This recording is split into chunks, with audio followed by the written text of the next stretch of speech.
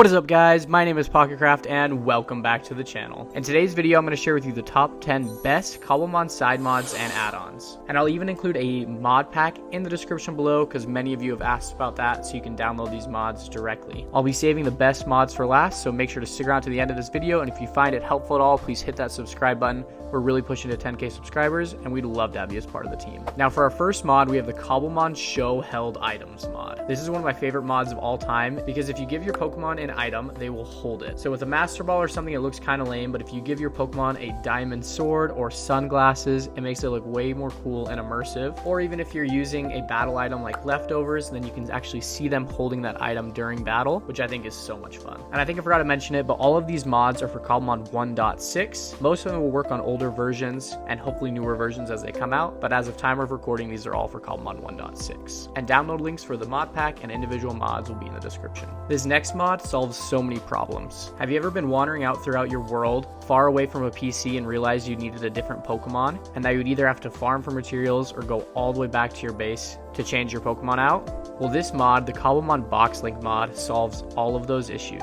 It creates this item right here, which is the Box Link item, and anytime you right click with it, it opens up your PC just like the newer Pokemon games, and you can switch out your Pokemon without ever having to go home. Next up is one of my favorite all-time mods, and that is the Cobblemon Capture XP Mod. So if you put an experience share or just your Pokemon who's first. So if you put an experience share on your Pokemon, and also look how adorable Squirtle looks with the experience share in the Show Held Items mod, and then you go and you catch a Pokemon. So for example, this level 70 Zapdos here, Squirtle is going to get that experience rather than only receiving it from battle. This is a huge quality of life improvement that makes it so much more fun and easy to level up your Pokemon. So Squirtle already from that one Pokemon went from level 1 to level 28.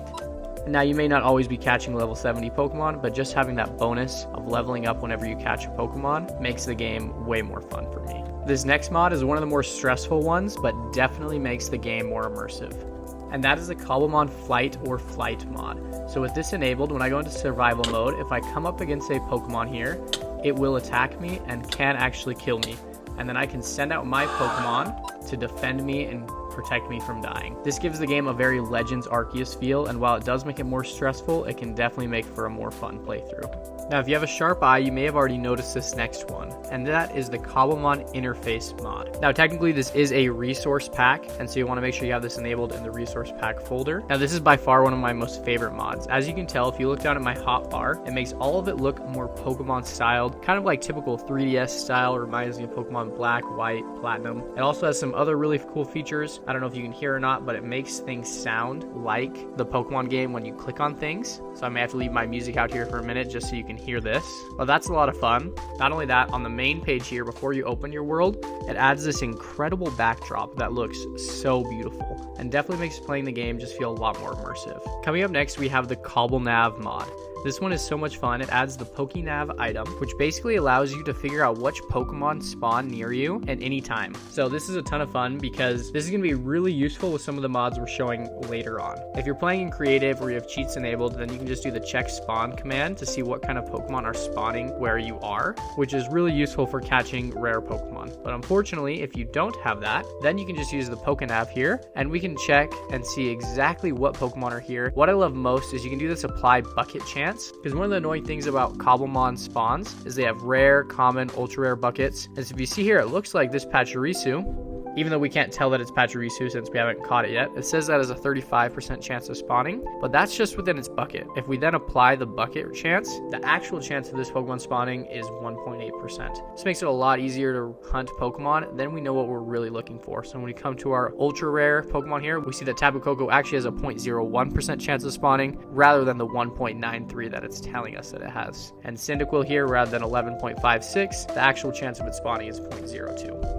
So that's my favorite thing you can do with this item. This mod literally makes hunting rare Pokemon 10 times easier. I don't know about you, but there have been so many times I've been hunting for a Pokemon for hours only to find out I actually wasn't in the right biome, just in a spot where it couldn't spawn. And so this makes sure that anytime you're hunting for a Pokemon, you're actually in the right location where you can find it. Now, this next mod is one of my favorite mods of all time, and it makes Cobblemon feel so much more immersive. That is the Livelier Pokemon Mod. This mod does some really cool things. For example, it makes Charmander hide from the rain, just like he would in the anime. anime. It also makes creepers run away from cat Pokemon, which I think is hilarious, right? So if we bring in a creeper here, it's going to immediately run away from this Meow, which also makes the game way more immersive. And my personal favorite is you can actually craft a Golurk, just like you would an Iron Golem, with its oxidized copper and jack-o'-lantern, and you get this incredible Golurk walking around, and I think that is definitely one of the most fun features, and it also allows you to get a really cool giant rare Pokemon without too much effort. Speaking of making Pokemon more lively, this next mod is a blast.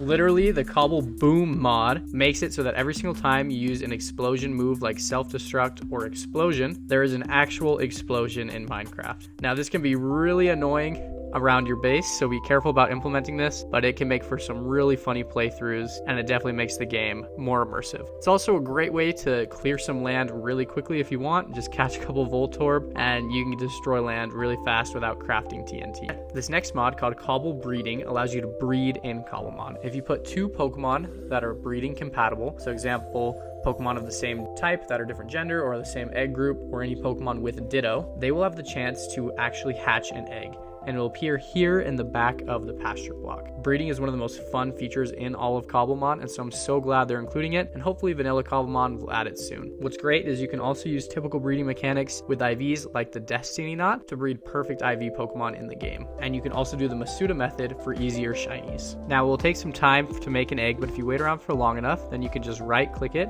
and you will get the Pokemon egg here. And what's really cool is they actually color these eggs, which I think makes the game look way more immersive. As you can tell, it looks like a Garchomp egg. And just like normal Pokemon, it will take some time, and it'll actually have a timer here where you can count down when the egg will hatch.